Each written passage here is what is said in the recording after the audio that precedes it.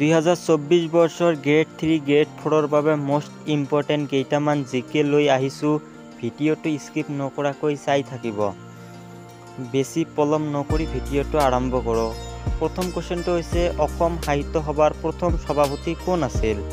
আমাৰ চাৰিটা অপশ্যনৰ ভিতৰত শুদ্ধ অপশ্যনটো হৈছে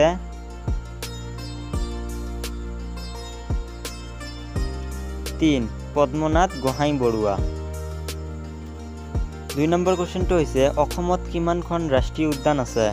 5খন, 7খন, 6খন, 8খন। 7খন আছে ৰাষ্ট্ৰীয় উদ্যান বৰ্তমান। 3 নম্বৰ কোৱেশ্চনটো হৈছে অসমৰ পুৰণি তেল সাধনাগাৰটোৰ নাম কি? নুমলীগড়, ডিগবৈ, আমিনগাঁও, বঙাইগাঁও। শুদ্ধ অপশ্যন হৈছে 3 ডিগবৈ। যদি চেনেলটো সাবস্ক্ৰাইব কৰি লোৱা নাই, চেনেলটো এতিয়া সাবস্ক্ৰাইব কৰি লোৱা। 4 নম্বৰ কোৱেশ্চনটো হৈছে অসমত কেতিয়া চাহ খেতি আৰম্ভ কৰা হৈছিল? 1823 চনত, 1623 চনত, 1723 চনত, 1923 চনত।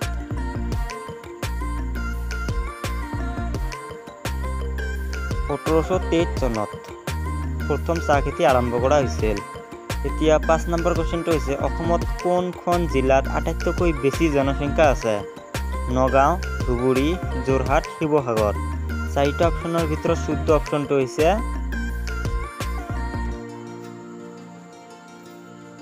নম্বৰ 1 নগাঁও। এতিয়া আমাৰ শেষ কোৱেশ্চনটো হৈছে কোন তাৰিখে ৰাভা দিৱস পালন কৰা হয়? 20 জুন, 21 জুন, 5 নৱেম্বৰ, 25 জুন। 4টা অপশ্যনৰ ভিতৰত শুদ্ধ অপশ্যনটো হৈছে নম্বৰ 1 20 জুন তাৰিখে।